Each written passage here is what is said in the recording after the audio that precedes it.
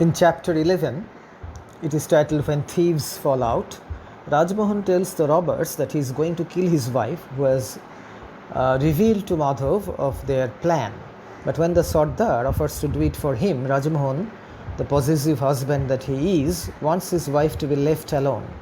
The robbers are ordered not to touch her. He alone would kill Matangini. He, however, vehemently denies employing his wife as his agent to warn his brother-in-law, whom he hates.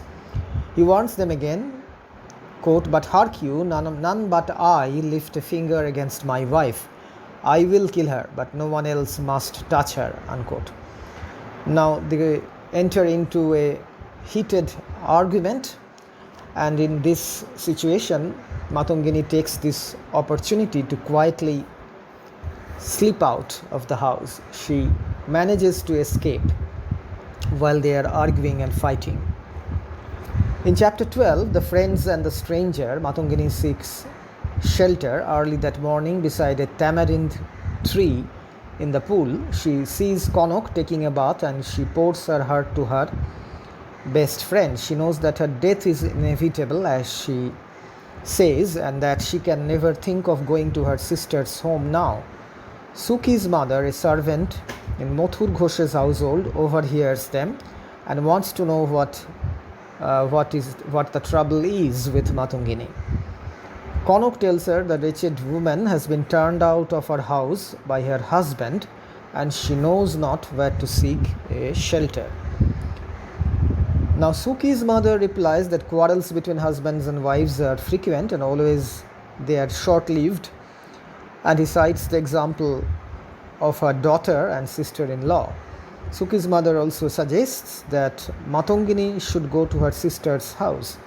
But when she finds Matangini adamant, she offers to take Matangini to Mathur Ghosh's house because his elder wife, Tara, loves her and will be overjoyed to see her. Matangini should stay there till her husband comes, takes the straw between his teeth and seeks her forgiveness. So Suki's mother, who is an employee in Mathur Ghosh's house, now persuades Matangini to go to Mathur Ghosh's house and seek shelter there. In chapter 13, The Protectress, we get a glimpse of Mathur Ghosh's household and the rivalry between his two wives. The elder wife is named Tara and the second wife, the younger one, is named Champok. Since the latter is much younger and better looking than Tara, Madhav Ghosh pampers her and caters to her tantrums.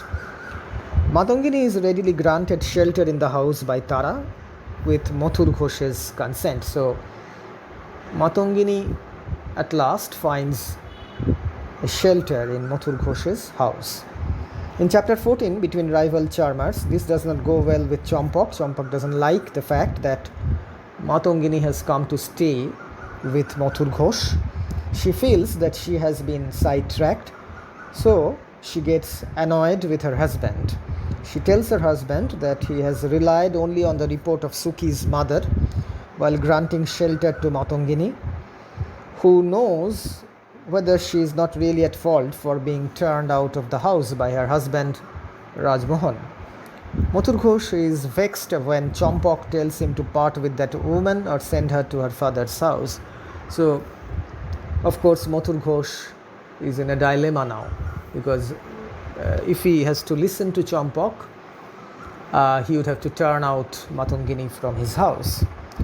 In chapter 15, which is titled Consultations and Counsel, the robber chief and his accomplice Viku are talking about the failed attempt at robbery and planning their next move in the hideout to the south of the village of Radhaganj. When Rajmohan joins them, they ask him to pack up and leave Radhaganj along with his wife and aunt and lead the life of a robber with them at a place called Meat Gun Tea.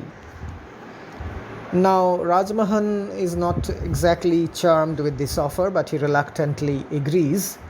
But he is dismayed to find that Matangini has not returned home. He had been expecting Matangini to return home, but he now finds that his wife is absent. So that is another complication that he that crops up now.